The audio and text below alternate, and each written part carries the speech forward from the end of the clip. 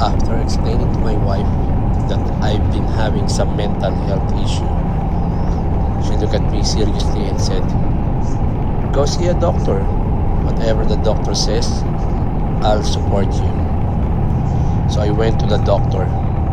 After a true examination, he said, "You have high stress, low mood, and a severe lack of motorcycle." I said, "Doctor, is it serious?" He nodded and wrote a prescription. Honda CBR 500. He told me, "Start with that. Take one ride every time the weather is perfect. For best result, apply generous throttle and maintain healthy RPM levels. Make it a high RPM."